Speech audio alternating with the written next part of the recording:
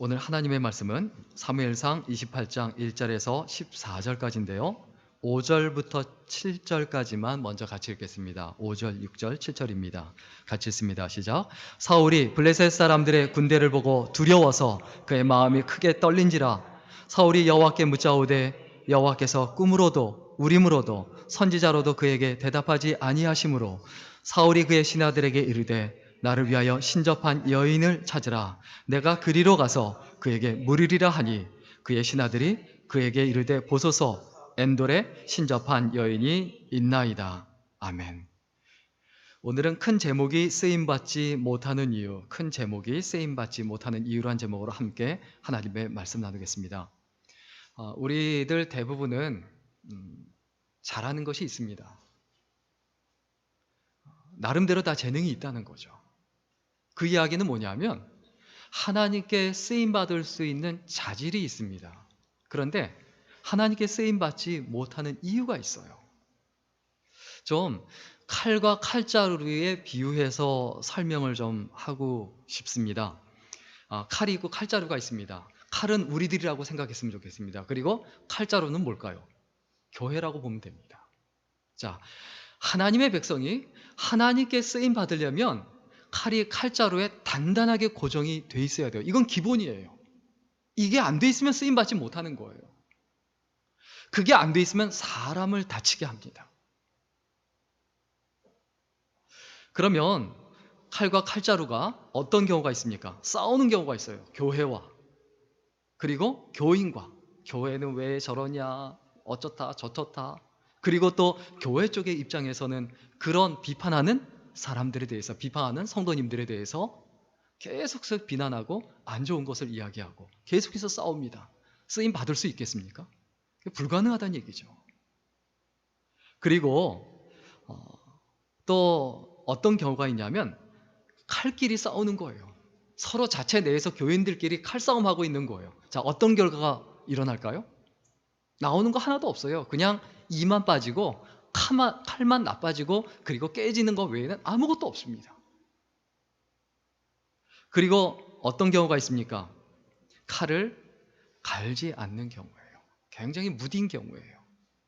무딘 칼로 무 하나라도 잘 안 썰리면 그거 썰다가 손 다칠 수도 있고 쓰일 수가 없습니다.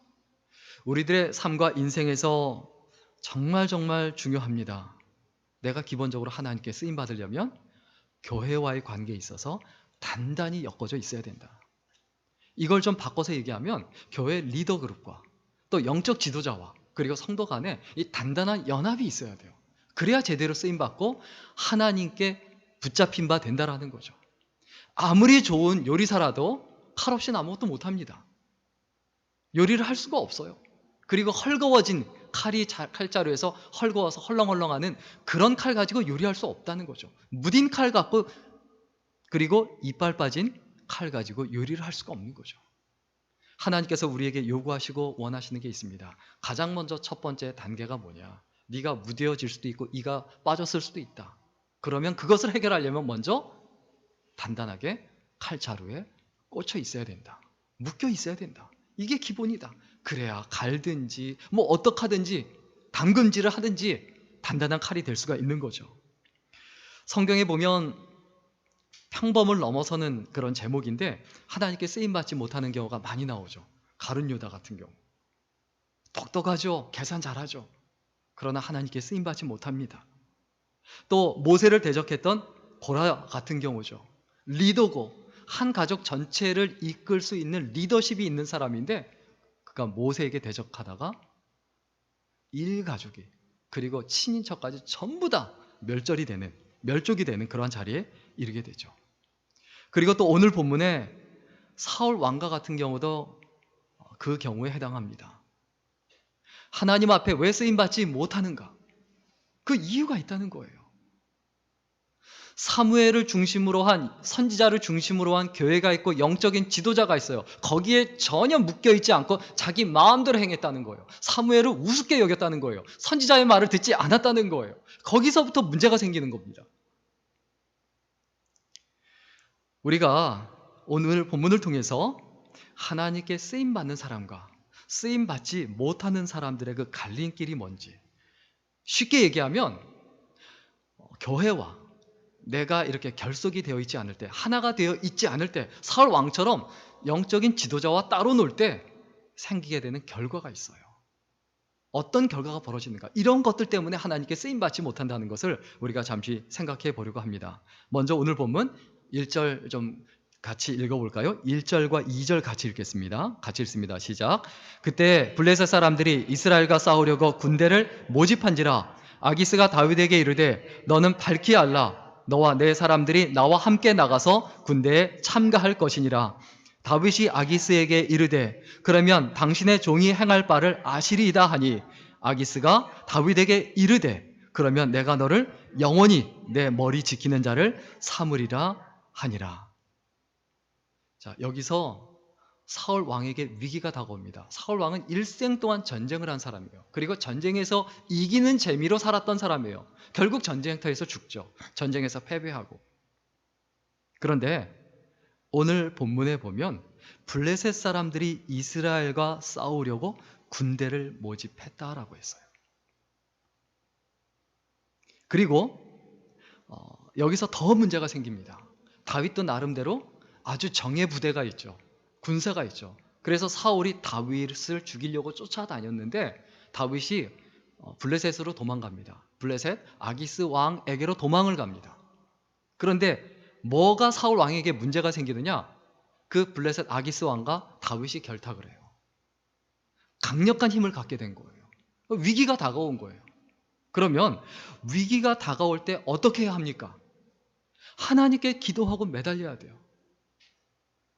우리의 삶에 있어서 가장 기본이에요. 내 삶에 위기다. 기도하면 돼요. 근데 우리의 인생과 신앙생활을 너무 복잡하게 생각해요. 자, 우리의 삶에 위기가 다가오면 헬라어, 히브리어 공부해야 됩니까? 성경 일독을 다 해야 됩니까? 아니지 않습니까? 내 삶에 위기가 왔다, 어려움이 왔다, 기도하면 돼요. 내가 하나님 앞에 무릎 꿇어야 돼요. 기도하라는 신호구나. 이렇게 하면 문제가 쉽게 해결이 되는데 자꾸 나 혼자 해결하려고 애를 쓰고 용을 쓰는 거예요. 우리의 삶에 여러 가지 위기가 다가올 수 있습니다. 하나는 감정적인 위기예요. 별거 아닌데 마음이 상하는 거예요. 상처를 받는 거예요. 그리고 불안한 거예요. 걱정되는 거예요. 염려가 되는 거예요. 그때 어떻게 하면 됩니까? 기도하면 돼요. 사울 왕이 계속해서 감정적인 위기에 빠집니다. 영적인 지도자와 하나가 되지 못하고 교회와 하나가 되지 못하니까 끊임없이 감정적인 위기를 극복하지 못해요. 그래서 다윗을 시기하고 질투해서 다윗을 죽이려고 애를 쓰고 노력해요. 그래서 다윗이 이길 정도였다라고 생각이 되지만 블레셋, 강력한 민족 블레셋과 결탁을 함으로 자기가 이제 질 수밖에 없는 상황이 된 거예요. 앙심만 품으면 자기는 끝인 거예요. 우리가 좋은 교회, 내가 상처받지 않는 교회 찾아다닐 수 있어요. 근데 사람과 사람 사이에는 무조건 상처 주고받게 돼 있어요. 100% 맞는 사람 없어요. 똑같이 마찬가지로 100% 맞는 교회 없어요. 100% 맞는 교회가 어디 있습니까? 그거는 불가능한 얘기입니다. 그럴 때 내가 감정적으로 상할 수도 있고 마음이 아플 수도 있지만 그때 스스로 하나님께 기도하고 매달려서 추스릴 줄 알아야 합니다. 그리고 우리에게 다가올 수 있는 위기가 있어요. 뭐냐면 상황적인 위기예요. 사울 역시 싸움을 잘하고 용장이고 기골이 장대하다고 했습니다. 그런데 가장 사울이 두려워하는 게 뭐냐 하면 바로 블레셋이에요. 그리고 다윗을 두려워했어요. 근데 그 둘이 결탁을 했어요. 상황적으로 굉장히 어려울 수밖에 없어요. 이건 내가 감당하지 못하는 상황이다. 이거 어떻게 하면 좋으냐? 세상 살다 보면 골치 아픈 일 많습니다. 그때 내가 어떻게 할 것인가? 가장 먼저 내가 무릎 꿇고 기도해야 된다는 것을 잊어버리지 말아야 되죠. 그런데 오늘 성경 본문에 보면 사울 왕의 가장 큰 위기는 뭐였냐면 영적인 위기예요. 하나님께서 그의 기도에 대답하지 않으셨다는 거예요. 선지자로도 말씀하지 않으시고 그 당시 제사장이 하나님께 묻던 그 우림이라는 게 있는데 그걸 가지고 하나님 앞에 기도해도 아무 응답과 대답이 없는 거예요. 내가 영적인 지도자와 그리고 교회와 하나가 되지 못하고 단단하게 묶여 있지 않을 때 내 삶의 위기가 다가오면 감당하지 못합니다. 왜 감당하지 못합니까? 근본적으로 기도가 막히거든요. 기도를 할 수가 없거든요. 기도가 안 되거든요. 우리가 당연히 살다 보면 위기에 빠지는데 그 위기 가운데 기도하는 사람이 될 수 있도록 평소에 기도하는 사람이 되어야 합니다. 평소에 하나님께 기도하고 매달리면 그 위기가 아무렇지도 않게 넘어가요. 오히려 더 좋은 일이 돼요. 모든 일이 합력하여 선을 이루는 그 하나님의 능력과 사랑과 은혜를 경험하게 됩니다. 그리고 또 오늘 본문에 교회와 그리고 영적인 지도자와 하나가 되지 못했을 때 어떤 일이 벌어집니까? 오늘 보면 3절 먼저 같이 읽겠습니다. 3절 같이 읽습니다. 시작. 사무엘이 죽었으므로 온 이스라엘이 그를 두고 슬피 울며 그의 고향 라마에 장사하였고 사울은 신접한 자와 박수를 그 땅에서 쫓아내었더라.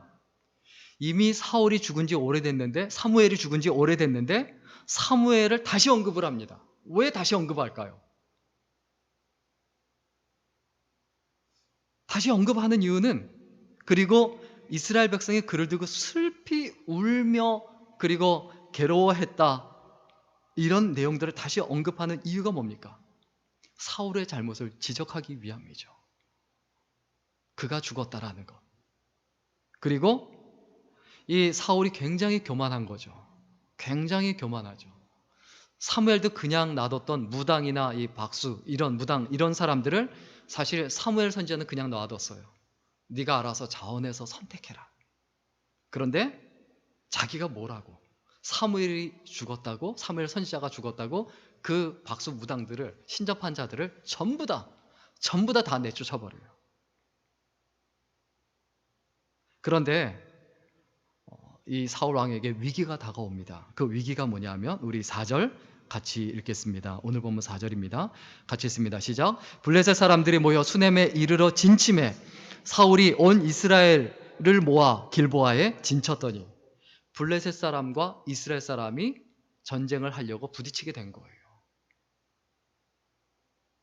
이 상황에서 어떻게 하면 좋을까요? 어떻게 하면 좋을까요? 사울 왕이 어떤 태도를 취하느냐 그리고 어떤 상태에 빠지느냐 우리 5절 말씀 같이 읽겠습니다. 시작. 사울이 블레셋 사람들의 군대를 보고 두려워서 그의 마음이 크게 떨린지라. 블레셋 사람들을 보고 두려워서 크게 떨린지라. 평소에 하나님을 두려워하지 않는 사람은 세상이 두렵게 돼 있어요. 사람이 두렵게 돼 있어요. 상황이 두렵게 돼 있어요. 염려하고 근심에 빠지게 될 수밖에 없어요. 우리가 평소에 경건생활 하는 것은 너무 중요합니다. 평소에 경건생활 하는 것 자체가 하나님께 기도하는 사람이 되는 것 자체가 말씀을 묵상하는 것 자체가 하나님과 동행하고 연합하는 거예요. 하나님과 동행하는 게 뭡니까? 교회와 함께 가는 거예요. 나의 동역자들이 있고 내 삶에 하나님의 역사가 나타나도록 하는 거예요.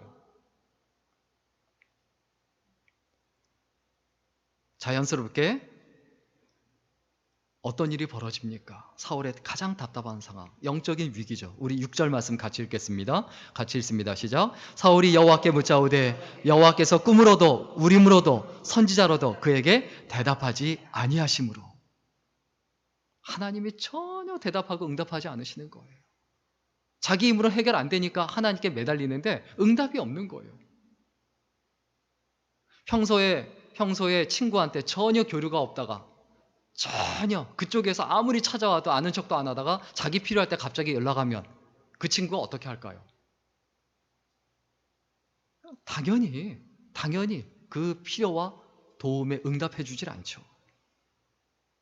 그러면 하나님의 응답이 없자 결국 어떻게 합니까? 어떻게 합니까? 우리 오늘 보면 7절 같이 읽겠습니다. 7절 말씀 같이 읽습니다. 시작. 사울이 그의 신하들에게 이르되 나를 위하여 신접한 여인을 찾으라. 내가 그리로 가서 그에게 물으려 하니 그의 신하들이 그에게 이르되 보소서 엔돌에 신접한 여인이 있나이다. 사울이 어떻게 합니까? 답답하니까 그의 신하들에게 이르되 나를 위하여 신접한 여인을 찾으라. 쫓아버릴 때는 언제고 죽일 때는 언제고 이제 와서 필요하다고 그 무당들을 찾는 거예요. 그러면 여기서 사울 왕의 문제는 뭡니까? 사울 왕의 문제. 위기는 누구나 다가올 수 있어요. 그런데 위기 가운데 하나님께 기도하지 않았어요. 그리고 어떻게 합니까? 위기 가운데 빠졌는데 그때 그를 도와줄 조력자가 아무도 없는 거예요. 그의 믿음과 그의 신앙을 도와줄 사람이 없다. 주변에 있는 신하들이 있습니다. 그 신하들은 어떤 사람들입니까? 그냥 아부만 하는 사람들이에요. 아첨만 하는 사람들이에요. 아부만 하고 아첨만 하는 사람들이 그 주위에 있었어요. 그래서 말도 안 되는 건데 사울이 제정신이 아니죠. 제정신이 아니니까 신접한 무당을 찾아오라라고 신하들에게 이야기하면 그때 신하들이 어떻게 해야 됩니까? 그건 아닙니다. 우리는 하나님의 백성입니다. 하나님의 사람입니다. 그래도 하나님께 매달려야 합니다. 그래도 하나님께 제사를 드리고 그래도 하나님께 예배하고 그래도 하나님께 기도해야 됩니다. 하나님께서 은혜를 베풀어 주실 겁니다. 선지자를 찾아서 그 선지자를 통해서 하나님의 말씀을 들으려고 붙잡고 매달려야 합니다라고 말하는 사람이 한 사람도 없었다는 거예요. 이것이 문제가 되죠. 우리 전도서 4장 10절 말씀 같이 읽을까요? 시작. 혹시 저희가 넘어지면 하나가 그 동물을 붙들어 일으키려니와 홀로 있어 넘어지고 붙들어 일으킬 자가 없는 자에게는 화가 있으리라. 한 사람이 넘어지면 친구가 있으면 같이 일으켜주죠. 그런데 사울 왕을 일으켜주고 도와줄, 신앙적으로 일으켜주고 도와줄 친구가 하나도 없는 거예요. 우리의 삶에서 끊임없이 기억해야 합니다. 아무리 상황이 어려워도 내가 하나님께 기도해야 되고 끊임없이 기도하는 기도 제목이 있어야 돼요. 그래야 사명을 감당합니다. 매일 하나님께 기도하는 기도 제목. 신학자 중에 현실 참여를 대단히 강조한 분이 있었습니다. 목사님이고 신학자지만 그래서 보수적인 분들한테 굉장히 비난과 비판을 받고 소위 말하는 왕따를 당했어요. 그분이 라인홀드 리버예요. 세계적인 학자이지만 그런데 이분의 그 신학과 교회론을 보면서 계속적인 깨달음이 나타납니다. 뭐냐 하면 이분이 정말 하나님을 사랑하고 정말 교회를 사랑하는 분이었구나. 그래서 이분의 어떤 저작이나 그리고 이분의 어떤 신학이나 그리고 사회학에 있어서의 학문적인 성과가 굉장히 탁월하고 세계에 미친 영향이 큽니다. 근데 이분이 힘들고 어려워도 그렇게 따돌림을 당하면서도 끝까지 감당할 수 있었던 이유가 뭐냐면 기도했기 때문이에요. 그가 늘 기도하던 기도 제목이 있습니다. 그게 뭐냐면 하나님 평안을 허락하셔서 내가 변화시킬 수 없는 것들을 받아들일 수 있게 하소서. 내가 할 수 있는 것들을 변화시킬 수 있는 용기와 차이를 깨달을 수 있는 지혜를 허락하소서. 한 번에 하루를 살고 한 번에 한순간을 즐기고 고생을 평화에 이르는 오솔길로 받아들이고 예수님처럼 죄에 물든 세상을 내가 바라는 대로가 아니라 있는 그대로 감당하며 내가 당신의 뜻에 복종하면 모든 것들이 바르게 될 것을 믿사오니 이 세상에서 알맞게 행복하고 저 세상에서 당신과 함께 영원히 말할 수 없는 행복을 누릴 것입니다. 아멘. 그냥 확신을 가지고 기도합니다. 이 세상에서 내가 과욕 부리지 않고 적당히 이 정도 행복하면 충분합니다. 그리고 하루하루 그냥 즐겁게 기쁘게 살겠습니다. 그리고 뭐라고 말합니까? 하나님 나에게 평안을 허락하셔서 변화시킬 수 없는 것, 고칠 수 없는 것은 받아들이게 하시고 그리고 내가 변화시킬 수 있는 것, 고칠 수 있는 건 과감하게 바꿀 수 있는 용기를 허락하소서. 그리고 변화시킬 수 있는 것과 변화시킬 수 없는 것, 내 힘으로 어떻게 할 수 없는 것, 이것을 구분할 수 있는 지혜를 허락하소서. 계속 기도한 거예요. 이것도 바꾸고 싶고 저것도 고치고 싶고 이것도 내 마음에 안 들고 저것도 내 마음에 안 들 수 있어요. 그런데 할 수 있는 것과 할 수 없는 게 있고 이런 것들이 우리의 삶에 있을 수 있다는 거예요. 그것을 알려달라고 지혜를 달라고 기도하고 그리고 고칠 수 있는 것이 있다면 과감하게 고치고 바꿀 수 있는 내 자신부터 이 부분에 용기가 있어야 되죠. 우리가 하나님께 쓰임받지 못하는 이유가 뭡니까? 근본적으로 영적인 위기예요. 영적인 부분, 그 영적인 부분에서 잘못됐기 때문에 하나님 앞에 기도가 안 되죠. 기도가 막히죠. 그리고 조력자가 없는 거예요. 나를 도와줄 사람, 신앙적으로 도와주고 하나님께를 이끌어줄 사람이 없는 거예요.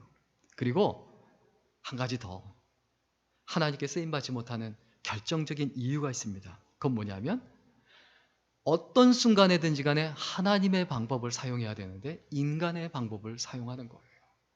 사람의 방법, 세상적인 방법. 세상 사람들이 사용하는 방법을 교회에서도 사용하면 안 되죠. 하나님의 법과 교회의 법은 달라요. 하나님의 법과 교회의 법이 다르다는 말의 의미가 뭡니까? 오늘날 교회가 하나님의 법에 지배받지 않고 세상의 법에 지배받는 경우가 너무 많기 때문에 그래요. 이게 다르다라는 게 문제인 거예요. 교회는 하나님의 법에 지배받아야 되는데 세상 법에 지배받고 세상의 원리와 원칙에 지배받는 오늘날의 교회가 하나님 보시기에 합당하고 아름다울 수가 없습니다. 우리는 하나님의 방법을 사용하려고 해야 됩니다. 먼저 오늘 본문 8절 말씀, 사울의 모습을 좀 보겠습니다. 8절입니다. 시작. 사울이 다른 옷을 입어 변장하고 두 사람과 함께 갈새 그들이 밤에 그 여인에게 이르러서는 사울이 이르되 청하노니 나를 위하여 신접한 술법으로 내가 내게 말하는 사람을 불러 올리라 하니. 자, 사울이 변장을 하고 밤에 갑니다. 밤에 신접한 여인을, 무당을 찾아갑니다. 밤에 변장을 하고 무슨 의미입니까? 떳떳하다는 겁니까? 그렇지 않다는 겁니까? 자기도 안 되는 거예요. 떳떳하지 않은 거예요. 부끄러운 일을 하고 있는 거예요. 찝찝하다, 떳떳하지 않다, 그럼 하지 말아야 돼요. 그때 변장까지 하고 변장한 것도 모자라서 밤에 그렇게 찾아갈 만한 일은 하지 말라는 거예요. 그건 하나님의 방법이 아니에요. 그건 하나님께서 기뻐하시는 법이 아니에요.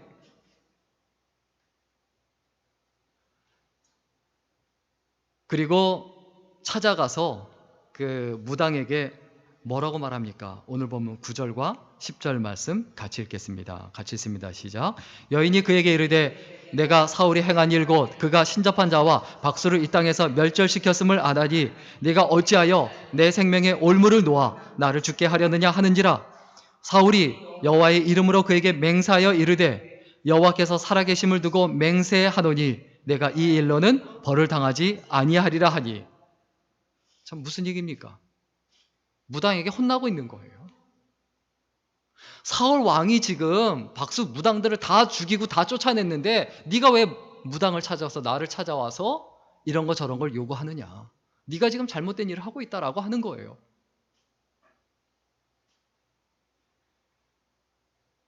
우리가 하나님 앞에 기억해야 합니다. 내가 정도를 걷지 않으면 사람에게 책망받고 사람에게 꾸짖음을 당하고 사람에게 욕을 먹습니다. 교회가 정도를 걷지 않으면 욕을 먹습니다. 그러나 제대로 정도를 걷는 사람이 많지 않아요. 정말 많은 사람들이 어떻게 합니까? 자기도 제대로 하지 못하면서 남을 비판하고 교회를 욕하는 경우가 굉장히 많습니다. 그게 우리들의 문제일 수도 있어요. 가장 중요한 건 뭡니까? 내가 하나님 앞에 진실하고 정직하고 바르게 하려고 몸부림치고 애를 써야 돼요.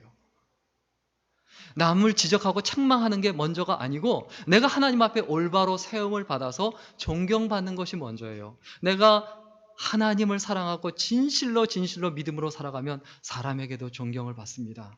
가까운 사람부터 그걸 압니다. 가족부터 그걸 압니다. 그 다음에 가장 가까운 친구가 압니다. 가장 가까운 교우들이 압니다. 그 사람들이 존경합니다. 존경스럽다라는 이 말이 나옵니다. 그러면 그 사람이 하는 말이 먹히는 거예요. 그게 예수 믿는 사람의 걸음이에요. 내가 판단하고 그냥 말할 수 있는 거 다 알아요. 모르는 사람 없어요. 그리고 다른 사람이 다 안다 할지라도 그리고 서로에게 모르는 속사정이 있어요. 어쩔 수 없는, 다 안다고 하지만 내가 아는 거 다른 사람들이 다 알아요. 그런데 당사자에 대해서는 다 몰라요. 내가 모르는 거 다른 사람들이 몰라요. 그런데 우리는 어떻게 합니까? 내가 다 아는 것처럼, 다 이해하는 것처럼 착각하고 살아갈 때가 얼마나 많습니까? 사울 왕은 자기가 답을 다 안다고 생각했어요. 단호하게 처리했죠. 이렇게 하는 것이 옳다라고 생각했죠. 잘못됐다고 생각하지 않고 그렇게 살아갔지만 위기가 다가오자 부끄러운 일을 행하는 거죠. 잘못하고 있었다는 게 거기서 그대로 드러나는 겁니다.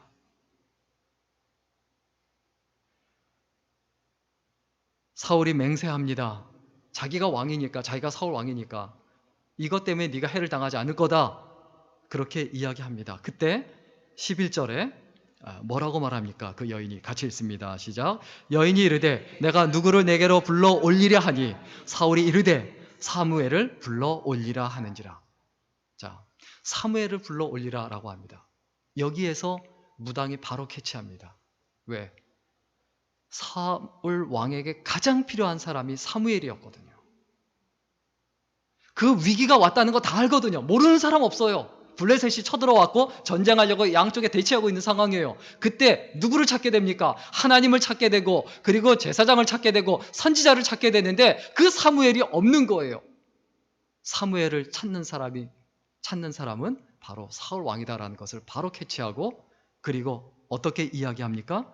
우리 12절 말씀 같이 읽겠습니다. 10절입니다. 시작. 여인이 사무엘을 보고 큰 소리로 외치며 사울에게 말하여 이르되 당신이 어찌하여 나를 속이셨나이까? 당신이 사울의 신이이다. 바로 드러나죠. 내가 아무리 속여도요, 내가 거짓말한 거요 다 드러나요.